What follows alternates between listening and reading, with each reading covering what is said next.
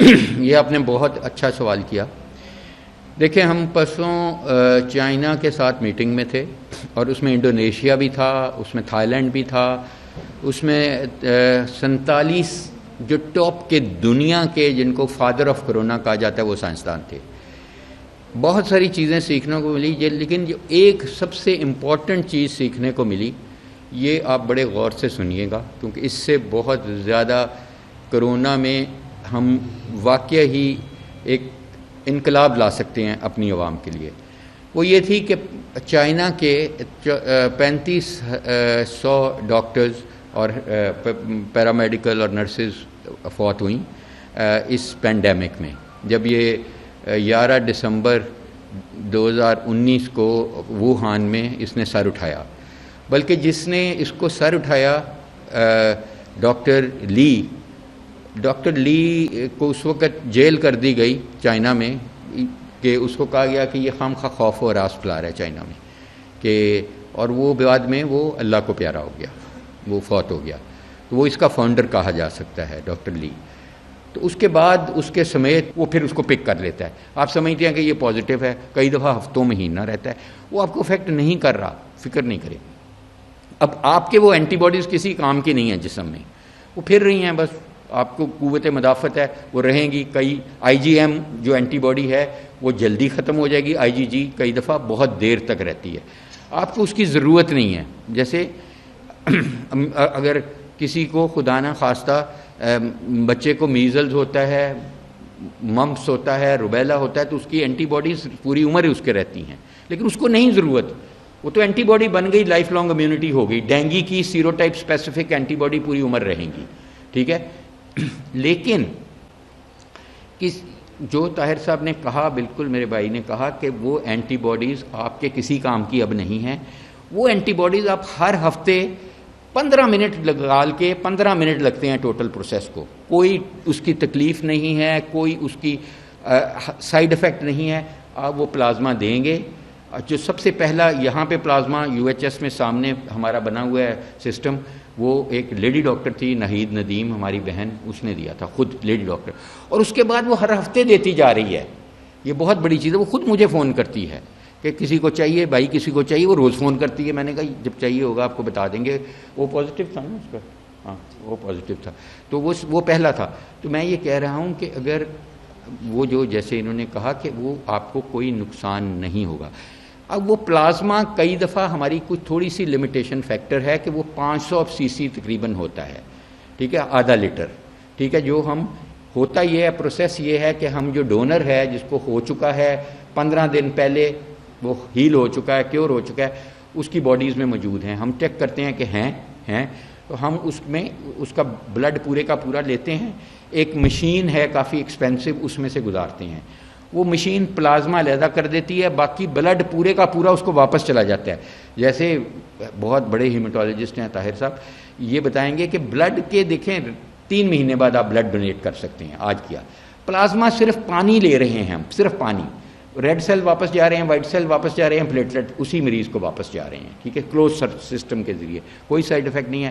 اس کے بعد اب جب 500 cc کئی مریضوں کے گردے فیل ہو چکے ہوتے ہیں، ان یہاں ہارٹ کا پرابلم ہوتا ہے، پمپنگ کا، ان کے پھیپھڑوں میں پانی بھرا ہوتا ہے، تو ہم ان کو پلازما نہیں اتنا زیادہ کہ 100 ml/h کے حساب سے ان کا جسم برداشت نہیں کرتا. ان کے لیے ہم پھر پلازما میں سے ایک اور پروسیس میں سے پلازما کو گزارتے ہیں اور ہم اس میں سے ساری اینٹی باڈی صرف لے لیتے ہیں، پانی سارا ضائع کر دیتے ہیں ٹیکے کی صورت میں، انفیوژن نہیں، ٹیکے کی صورت میں 10 ml 15 ml. یہ جو چیز ہے IgG کا استعمال، یہ پہلی دفعہ آج ہونے جا رہا ہے. یہ صرف اینٹی باڈیز ہیں پلازما کی. باقی پلازما میں تو البیومن بھی ہے اور بھی بڑا کچھ ہے.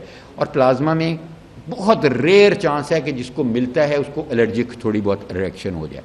اس میں IgG کیونکہ پیوریفائڈ ہے، تو ہمیں یہ بھی نہیں پتا کہ پلازما زیادہ بہتر ہے یا وہ ہے. آج تو ہم پہلا مریض کرنے جا رہے ہیں. ہم ضرور آپ سے انشاءاللہ 15 دن مہینے بعد یہ شیئر کریں گے کہ پلازما زیادہ مفید ہے ہمارے خیال میں یا IgG. اور یہ دنیا میں ایک بہت کم سٹڈیز ہوئی ہیں کہ وہ یہ دو کو کمپیئر کرے. تیسرا جو انہوں نے بتایا کہ کیونکہ ڈونرز کم ہیں ہمارے پاس، تو ہم چاہتے ہیں ہمارا ڈونرز پہ انحصار نہ رہے اور ہم کسی سب کو فائدہ وہ ہم آرٹیفیشلی کرنے جا رہے ہیں اپنے نئے کیمپس پہ. وہاں پہ کنٹینر ہیں 60 فٹے, ان کے اندر مائس, یہاں ہمارا اینیمل لیب ہے یہاں بالکل سامنے یہیں پہ, یہ مائس وہاں چلے جائیں گے, چوہے بڑے بڑے, ان کو ہم انفیکٹ کریں گے وائرس سے خود. رسکی کام ہے لیکن کریں گے.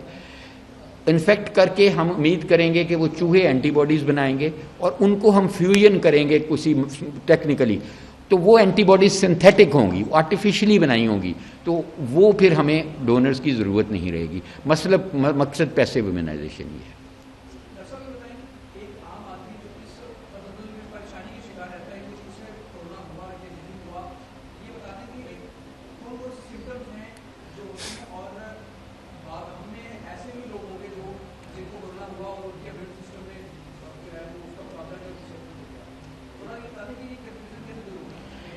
سر یہ بہت اچھا سوال ہے. دیکھیں میں نے آپ کو ابھی بتایا کہ 30% کو تو پتہ ہی نہیں ہے کہ ان کو کرونا ہوا اور ختم بھی ہو گیا. اگر 100 مریض ہیں ان میں سے 30 بغیر علامات کے ہیں, اے سمٹومیٹک جس کو کہتے ہیں, کہ ان کو ہوا, تھوڑا بہت کچھ ہوا, نہیں ہوا, وہ انہوں نے نہ ڈاکٹر کو دکھایا نہ ٹیسٹ کرایا, وہ ہیل ہو گئے. ٹھیک ہے, اب اس وقت ان میں اینٹی باڈیز موجود ہیں, ان کے امیون سسٹم نے شروع پہ ہی وائرس کو ختم کر دیا. پھیپھڑے تک جو ACE2 ریسیپٹرز ہیں ان تک پہنچی یا نہیں پہنچی, ان کے پھیپھڑے کو کوئی نقصان نہیں ہوا, فائن. اب وہ امیونٹی ان میں ہے, وہ ڈونیٹ کر سکتے ہیں پلازما. ٹھیک ہے, اس میں سے تقریباً جو باقی رہ گئے 70%, ان میں سے تقریباً 80% میں کو مائلڈ ڈیزیز ہے, جسم ٹوٹا, بخار ہوا, گلے میں خراش ہوئی, انہوں نے آئسولیٹ کیا اور وہ 12 دن میں ختم ہو گیا. کچھ ماڈریٹ ڈیزیز ہے کہ ان کو کیا آئیں, ان کو سانس کی تکلیف ہوئی, ان کی سیچوریشن جو گھر میں ہی وہ مانیٹر کر رہے ہیں وہ 80 پہ آ گئی, 82 پہ آ گئی وداؤٹ آکسیجن, آکسیجن کے ساتھ وہ 90-95 پہ چلی گئی. وہ گھر میں ٹھیک ہے اپنا مانیٹر کر رہے ہیں, آکسیجن کا ڈومیسٹک استعمال کر رہے ہیں. 5% سے 7% ایسے لوگ ہیں جو کرٹیکلی ایل ہوئے, جن کے پھیپھڑے میں سوزش ہو گئی. اب یہ کون لوگ ہو سکتے ہیں, ہم کب کہہ سکتے ہیں کہ یہ لوگ ہیں جو کرٹیکلی ایل ہوں گے؟ اصل جنگ یہ جو بیٹھے ہیں ہم سب, یہ وہ ہے ان 5% کو بچانے کی. باقی تو 95% تو الحمدللہ ٹھیک خود ہی. اس جنگ دیکھیں یہ وہ لوگ ہیں جو مرد زیادہ ہیں, عورتوں کو یہ وائرس اتنا نہیں پسند کرتی. معذرت کے ساتھ ہماری بہنیں بیٹھی ہیں کہ یہ آدمیوں کو زیادہ پسند کرتی ہیں. جو اسموکرز ہیں, جن کو بلڈ پریشر ہے, جن کو ہارٹ کی بیماری ہے, جن کو شوگر ہے. اب اس کی وجہ کیا ہے؟ ان کو زیادہ ہوتی ہے, زیادہ ان کی موٹیلٹی زیادہ ہے.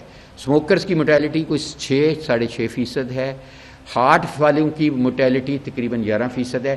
شرح اموات کیوں اٹلی میں زیادہ ہوئیں, کیوں امریکہ میں ہوئیں, کیوں لنڈن میں زیادہ ہوئیں؟ اس لیے کہ ان کی ایلڈرلی پاپولیشن زیادہ ہے. ہماری 65% سے زیادہ صرف 4% آبادی ہے, ان کی 25%. تو عمر کے ساتھ بھی یہ موٹیلٹی بڑھتی ہے. اس کی ایک وجہ سمجھ لیں تو آپ کو یہ ہمیشہ یاد رہے گی بات, کہ جو ریسیپٹر جہاں جا کے یہ لگتی ہے وائرس, جہاں اٹیچ ہوتی ہے, جہاں باڈی میں انٹر ہوتی ہے سانس کے ذریعے, ان کو کہتے ہیں ACE2 اینجیوٹینسن کنورٹنگ انزائم 2. عمر کے ساتھ یہ ڈبل ہوتے جاتے ہیں. 70 سال کی عمر میں تقریباً 4 گنا زیادہ ہوں گے ایز کمپیئر ٹو 20 سال عمر کے ساتھ. اسموکرز میں یہ زیادہ ہوتے ہیں, بلڈ پریشر والوں میں یہ زیادہ ہوتے ہیں یہ ریسیپٹرز آلریڈی.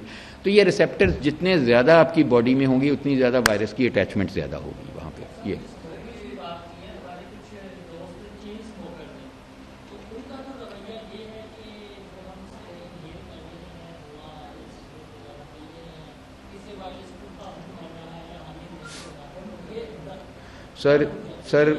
سر جو میرا بھائی اور بہن اس وقت سگریٹ پی رہا ہے, وہ ویسے بھی سگریٹ کینسر بھی کرتا ہے اور بڑا کچھ کرتا ہے. وہ کرونا وائرس کی حد تک میں کہوں گا کہ وہ سوئسائڈ کر رہا ہے, وہ پوائزن لے رہا ہے, یہ خودکشی کے متعارف ہو رہا ہے. کیونکہ میں نے آپ کو ابھی ایکسپلین کیا کہ اسموکرز میں یہ جو ریسیپٹرز ہیں اگر کوانٹیفائی کریں پیٹ سکین کے ذریعے تو 3 سے 4 گنا زیادہ دیکھے گئے ہیں. تو اسموک, اس وائرس کو اسموک سے کوئی ایفیکٹ نہیں ہوتا. سر ایران میں لوگوں نے اسپرٹ اسی خاطر پی کے کتنے سارے, ہاں ایران میں اسپرٹ پیتے رہے لوگ اور اسپرٹ سے گاگل کرتے رہے, اور ٹرمپ صاحب نے خود کہا کہ ڈیٹول پی کے پتہ نہیں کیا کرو. مطلب یہ چھوڑ دیں سر, یہ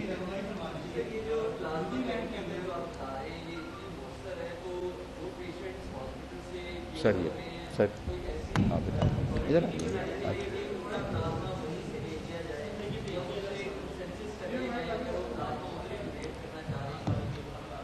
اچھا دیکھیے یہ جس وقت سر ادھر دیکھ لیں ادھر کورونا دیکھ سے ریکور جس وقت آپ ہوتے ہیں تو آپ کے جسم پہ اور چاہے وہ کوارنٹائن میں ہو آئسولیشن میں ہو ہاسپٹل میں ہو اس وقت جو اینٹی باڈی کی مقدار ہے آپ کے جسم میں مریض کے جسم میں وہ اتنی نہیں ہوتی.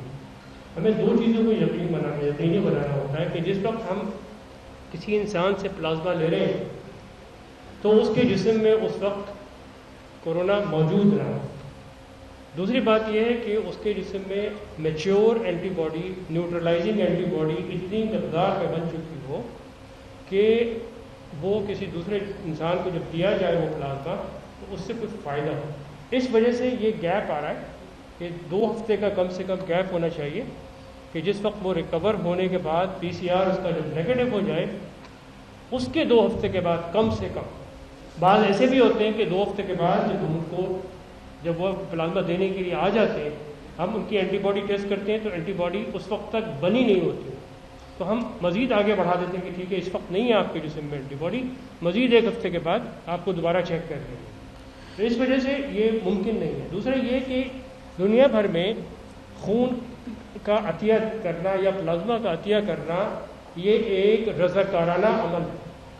ڈنڈے کے زور سے آپ کسی کو مجبور نہیں کر سکتے قانونی طور پہ کہ آپ کسی کو زبردستی پلازما لینے کی کوشش کریں. آپ درخواست کر سکتے ہیں ان کو ایجوکیٹ کر سکتے ہیں اس کے فوائد بتا سکتے ہیں اور اس کے بعد آمادہ کریں جو ان میں سے جو آمادہ ہو جائیں تو اور وہ پلازما دیں. تو یہ طریقہ ہے دنیا بھر میں پلازما کو لینے کا اور وہی ہم یہاں پہ اس کے اوپر عمل کرنے کی کوشش کر رہے ہیں.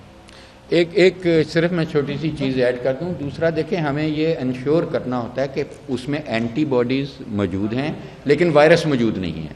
ہم نہیں چاہیں گے کہ اس مریض کو جو آلریڈی اسٹرگل کر رہا ہے اس کا وائرس لوڈ بڑھایا جائے. ہم یہ نہیں چاہیں گے. تو اسی لیے ہم انشور کرتے ہیں کہ اور ایک یہ بھی بتا دوں کہ وہ لوگوں سے ہم پلازما نہیں لیتے جن کو خدا نخواستہ کرونا کی کوئی کمپلیکیشن ہو چکی ہو. That is also an exclusion factor کہ سپوز وہ وینٹیلیٹر پہ چلا گیا تھا, سپوز اس کو ڈائلسس کی ضرورت پڑی تھی, سپوز اس کو ہارٹ فیلئر ہو گیا تھا جو پیچیدگی ہو گئی, تو ان سے بھی ہم نہیں لیتے. یہ ایکسکلوژن ہے ہماری. اور جب ہم پلازما لیں گے دیکھیں لینے والے اور جس نے ریسیو کرنا ہے ریسیپینٹ اور ڈونر دونوں کی انفارمڈ کنسنٹ ہوگی. ان کو بتایا جائے گا کہ ہم کیوں لے رہے ہیں. یہ گڈ کلینکل پریکٹس کی ایک گائیڈ لائن ہے جو ہم اسٹڈی کر رہے ہیں. وہ بالکل ٹوٹلی جی سی پی کے تحت ہو رہی ہے, ڈریپ سے اپرووڈ ہے, ہر اتھارٹی سے نیشنل بایو ایتھکس UHS کی بایو ایتھکس کمیٹی سے سب سے اپرووڈ ہے تاکہ ہمیں سیفٹی چاہیے. حسن آپ بتائیں.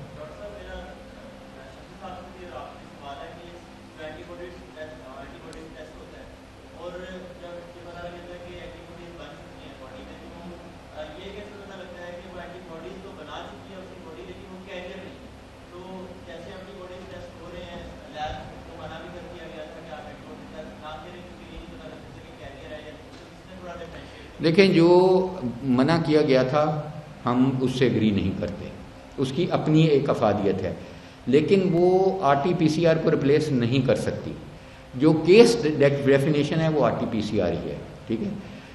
اینٹی باڈیز جو IgM ہے اور IgG ہے یہ آپ کو آپ کی قوت مدافعت یا ایکسپوئر آپ کو بتاتی ہیں کہ وائرس سے ایکسپوئر ہوا اور کب ہوا. ٹھیک ہے. یہ ریسرچ بھی بہت اچھا ٹول ہے اور مریض کی مینجمنٹ میں بھی بہت اچھا ٹول ہے. کیریئر جو ہے نا اس میں کیریئر کا سلسلہ ہے نہیں, یہ ایسی بات نہیں ہے. اس وائرس نے ابھی کوئی ایویڈنس نہیں ہے کہ یہ وائرس آپ کے جسم میں مہینوں رہتی ہے. جو لانگسٹ کیس ہم نے دیکھا ہے وہ تقریباً 85 ڈیز کے قریب ابھی تک رپورٹ ہوا ہے. لیکن اس کے بعد وائرس ٹوٹ پھوٹ جاتی ہے. ٹوٹ پھوٹ جب جاتی ہے تو اس کے ذرات آپ کی جسم میں موجود ہوتے ہیں جو کہ ایمپلیفائی جب ہم کرتے ہیں PCR میں ایکسٹریکشن کرتے ہیں, ایمپلیفیکیشن کرتے ہیں اس پروسیس کو تو وہ پازیٹیوٹی بتاتا ہے. آپ سر آگے بتائیں گے, آپ ایڈ کرنا چاہیں گے. ادھر بیٹھیں. جی بالکل بہت اچھے طریقے سے سر نے ایکسپلین کر دیا. سر ادھر دیکھنا ہے کہ یہ جو سر نے جس طریقے سے بتایا ہے کہ اینٹی باڈی کا ٹیسٹ PCR کا ریپلیسمنٹ نہیں ہے. اینٹی باڈی کا ٹیسٹ کورونا کی تشخیص کے لیے بالکل نامناسب ہے. یہ صرف ان لوگوں کو یہ دیکھنے کے لیے ہے کہ کن لوگوں کی قوت مدافعت نے اینٹی باڈیز بنا لی, قوت مدافعت پیدا کر دی کورونا کے خلاف, اس کو چیک کرنے کے لیے. جب ہم پلازما نکالنے سے پہلے یہ جاننے کے لیے ہے کہ کسی شخص میں اینٹی باڈی بن گئی ہے اور اس کا پلازما نکالا جا سکتا ہے یا نہیں. اس کے علاوہ جو پبلک ہیلتھ سے ریلیٹڈ جو ریسرچ ہوتی ہے کسی بھی معاشرے میں جاننے کے لیے کہ کتنے فیصد لوگ جو ہیں وہ وائرس سے ایکسپوز ہو چکے ہیں, اس کو معلوم کرنے کا یہ طریقہ ہے. یہ ریپلیسمنٹ نہیں ہے ایک دوسرے, اس کی اپنی افادیت ہے, اس کی اپنی افادیت.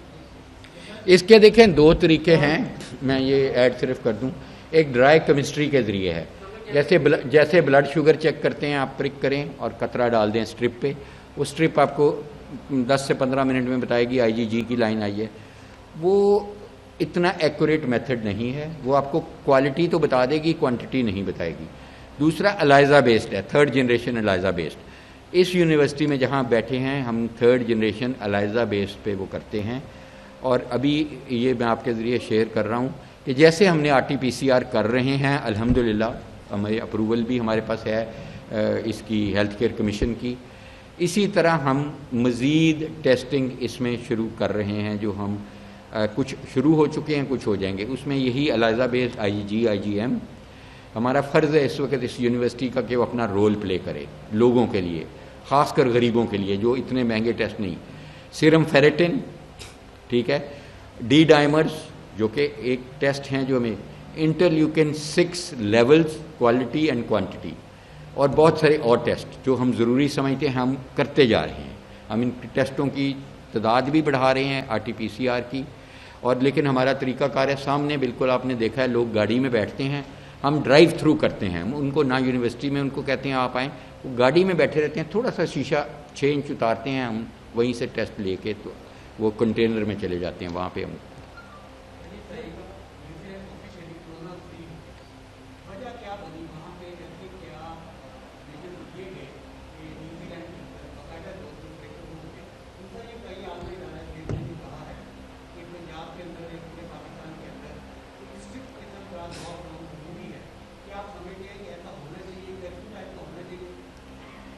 بہت اچھے سوالات ہیں آپ کے. دیکھیں نیوزی لینڈ کی رسپانس بہت ہی ایگزیمپلری رسپانس تھی.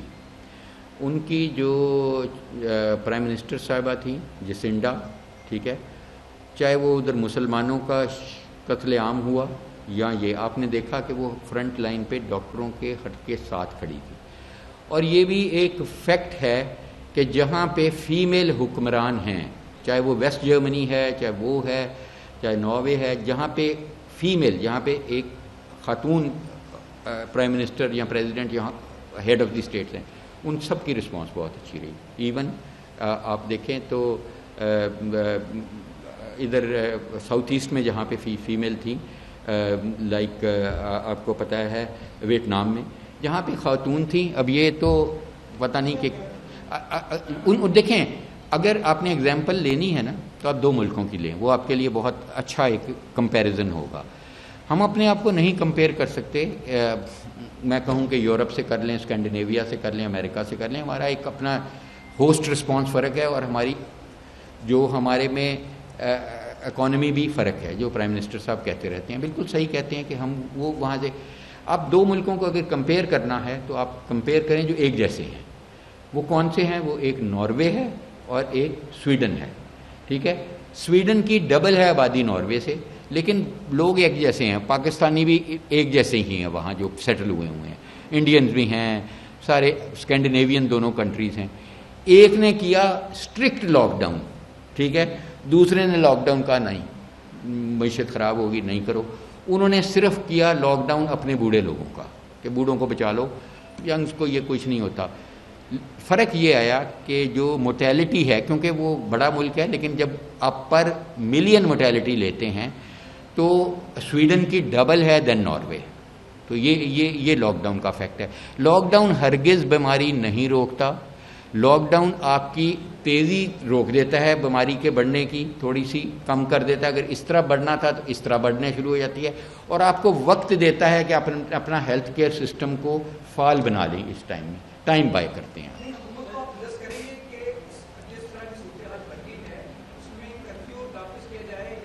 میں سر دیکھیں، میری ناقص رائے میں ایک ڈاکٹر ہوں، اور طاہر شمشی صاحب بھی اس چیز کا وہ خود جواب دیں گے، اور یہ فریدون خود دے گا. میں اپنی ذاتی رائے کہہ رہا ہوں، یہ کوئی یونیورسٹی کی رائے نہیں ہے. ہو سکتا ہے طاہر شمشی صاحب کی اپنی رائے ہو. دیکھیں، میں ایک ڈاکٹر ہوں، ہیلتھ کیئر پرووائڈر ہوں، جو روز مریض بھی دیکھ رہا ہے، اور میں مریض دیکھنا نہیں چھوڑوں گا، چاہے میری گھر میں اٹ کتا ہوتی رہتی ہے کہ بھی نہ جاؤ، کوئی مسئلہ نہیں ہے. میرا اپنا ضمیر ہے، میں ضمیر کے بوجھ اس ضمیر کے ساتھ نہیں رہ سکتا کہ اس وقت میں اپنی دروازے بند کر دوں ان مریضوں پہ. نہیں، یہ میرے لیے سب سے امپورٹنٹ ہے، چاہے کچھ بھی ہو جائے. ایک نمبر ایز اے ڈاکٹر، اور میں تمام ڈاکٹر کمیونٹی کے بہاف پہ آئی ہوپ کے کہہ رہا ہوں. دوسرے نمبر پہ جو آپ نے بات کی، میں صرف اور صرف مریض اور بیماری دیکھ رہا ہوں. ٹھیک ہے، میں معیشت نہیں دیکھ سکتا، میں معیشت کا ایکسپرٹ نہیں ہوں. نہ میرا کام ہے یہ دیکھوں کہ لوگوں کو گھر میں کھانا کیسے پہنچے گا کرفیو میں. ٹھیک ہے، یہ ایک حکومت نے پورا ملک چلانا ہے، میں نے بیماری کو خالی روکنا ہے. ٹھیک ہے، یہ فرق ہے. میں ایز اے ٹیکنیکل ایکسپرٹ اس وقت یہ سمجھتا ہوں کہ کرفیو نافذ ہونا چاہیے تاکہ ٹرانسمیشن فوری طور پہ روکی جا سکے. 15 دن کے لیے موثر وہ والا لاک ڈاؤن نہیں جو پہلے ہوئے ہیں. وہ لاک ڈاؤن کہنا فضول ہے، وہ لاک ڈاؤنز نہیں تھے، نہ سمارٹ نہ ان سمارٹ. میں کہوں گا کہ ٹوٹل کرفیو. اور میں سمجھتا ہوں کہ یہ کرفیو نافذ کرنے کے لیے ہماری پاکستانی افواج کو بیچ میں حصہ لینا پڑے گا، کیونکہ آپ کو پتہ ہے کہ جب فلڈ آتا ہے تو وہ رول پلے کرتی ہے افواج. اور یہ پرائم منسٹر صاحب اگر ریکویسٹ کریں گے تو مجھے پکا پتہ ہے کہ یہ ایک بہت بڑی وبا ہے، تو اس میں وہ ڈیفینیٹلی ہیلپ کریں گے. میں یہ نہیں کہتا خدا نہ خواستہ کہ کوئی مارشل لا لگ گئی کچھ ہو گئی، وہ تو معاونت کرنے آئیں گے. ٹھیک ہے، تاکہ اس کو انفورس کیا جا سکے. انفورسمنٹ ہم نے کوشش کر لی کہ پیار محبت سے انفورسمنٹ ہو جائے. یہ کہہ دیا جائے کہ ہم نے جو کرنا تھا کر لیا ہے، اب یہ آپ اس کی اونرشپ لیں، تاجر تنظیمیں لیں، دکاندار لیں، عوام لیں. یہی کہا گیا تھا نا روزوں سے پہلے. اور روزوں سے پہلے میں نے کہا تھا کہ یہ جو طوفان بدتمیزی ہم دیکھ رہے ہیں، اور تاجر تنظیمیں جو بڑھ بڑھ کے کہہ رہی ہیں کہ ہم کریں گے، ٹرانسپورٹرز کہہ رہے ہیں ہم کریں گے، آج وہ کدھر ہیں؟ ان کے آرکائیونگ کریں جو انہوں نے دعوے کیے تھے، کوئی امپلیمنٹ ہوا؟ اچھرے کے بازار میں دیکھ لیں، انارکلی میں بازاریں. ایک بچے کی یہ کہ اس کی عید پرانی جوتی سے وہ نہ کرے، نہیں لے، اس کی خواہش، اس کو ہم نے نہیں قربان کرنا چاہا، اور ہم نے کئی جانیں لے لی آج. تو پھر اس طرح کے ماحول میں تو پھر آپ کو ڈنڈا استعمال کرنا پڑے گا. آپ بتائیں. ایک منٹ، کیونکہ یہ میرا ذاتی رائے ہے، میری ان سے بات بھی نہیں ہوئی. دیکھیے، یہ ایک ریئیکشن ہے کہ کرفیو کر دیں اور lockdown, complete lockdown کر دیں. اچھا، اس میں میری ذاتی رائے یہ ہے کہ ہم وہ وقت گزار چکے ہیں. اب اگر آپ نے بالکل اسٹرکٹ لاک ڈاؤن کر بھی دیا، آپ کے معاشرے میں وائرس اتنی تعداد میں پھیل گیا ہے، اپروکسیمیٹلی 20% آبادی آپ کی متاثر ہو چکی ہے. تو لاک ڈاؤن کرنے سے چند دن کا فرق پڑے گا مزید اسپریڈ ہونے میں. ابھی جو پیک ایسے جا رہی ہے، اس کا رخ جو ہے ایسے جانے کے بجائے شاید نیچے ایسے آ جائے. زیادہ دنوں کے بعد زیادہ لوگ متاثر ہوں، اتنا فرق پڑے گا. اور جس وقت شروع کے دن تھے، جس وقت سٹارٹ ہو رہا تھا، اس وقت جو ہم نے لاک ڈاؤن کے ساتھ کا مذاق بنایا، کورونا کا مذاق بنایا، حکومتوں نے، حکومت کے افراد نے بھی اور عوام نے بھی. ڈاکٹر حضرات چیختے رہے کہ بھائی اللہ کے واسطے لاک ڈاؤن کرو، مکمل طور پہ لاک ڈاؤن کرو، تاکہ اس بیماری کی جو پھیلاؤ ہے اس کے اوپر قابو پایا جا سکے. اور ہم نے مذاق بنا کے اڑا دیا، اس کو ہوا میں اڑا دیا، مذاق میں اڑا دیا بات کو. اور اس کا خمیازہ اب ہم بھگت رہے ہیں کہ اس وقت تقریباً ہر گھر میں، ہر دوسرے گھر میں کوئی نہ کوئی شخص متاثر ہو چکا ہے کورونا سے. تو پھر وہی بات آ گئی کہ معیشت دان نہیں ہے. ہمیں نہیں معلوم کہ معیشت کے ساتھ کیا کرنا ہے، ہمیں نہیں معلوم کہ اور دوسرے جو ریاست کے جو اور دوسرے کام ہیں اس کے اوپر کیا اثرات کیا اس سے ہوگا، لیکن ہم انسان کی زندگی اور انسان کی جان بچانے کے عمل پہ ہم اس کے سپاہی ہیں. اس کے متعلق ہم آپ کو مشورہ دے سکتے ہیں، اور لاک ڈاؤن سے اس کے اوپر کیا دوسرے اثرات کیا آئیں گے وہ یقینی طور پہ ریاست کا کام ہے، ریاست کو سوچ سمجھ کے فیصلہ کریں.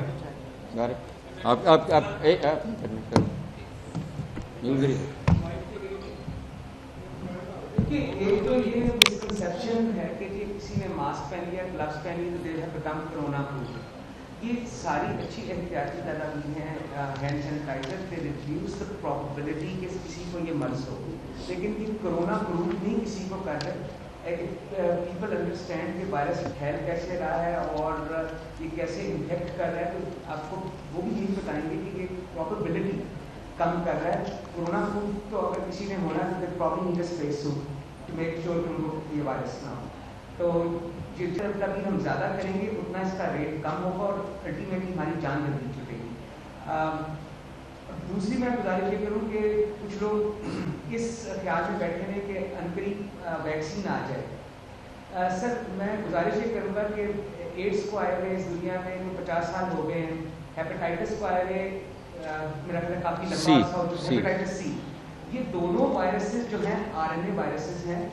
RNA وائرس کی ایک خصوصیت یہ ہے کہ اپنی شکل بہت جلدی بدل لیتا ہے، اور یہ جو ویکسین ہے یہ بھی بیسیکلی اینٹی باڈی ڈپینڈنٹ ایک میکینزم ہے جس کے ذریعے وہ وائرس کو قابو کرتی ہے. تو RNA وائرسز کی میں نے آپ کو 2 کی مثال دی، ابھی تک ویکسین نہیں بن سکی.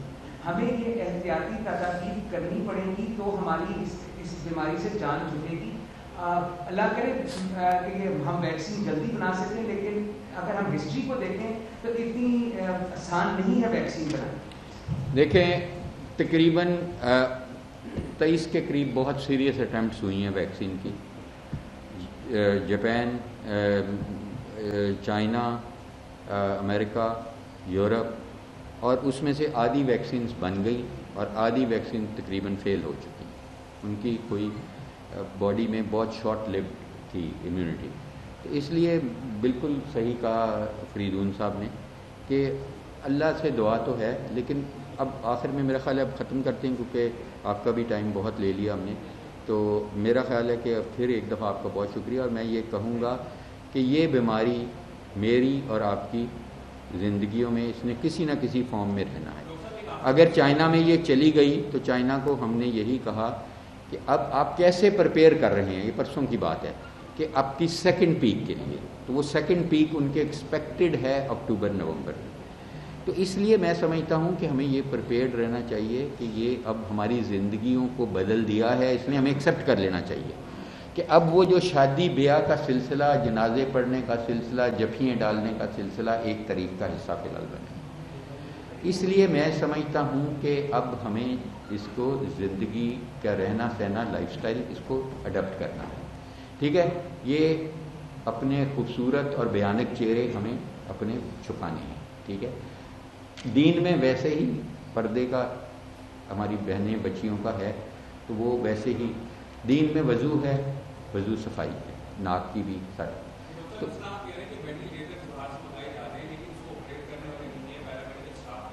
اسی طرح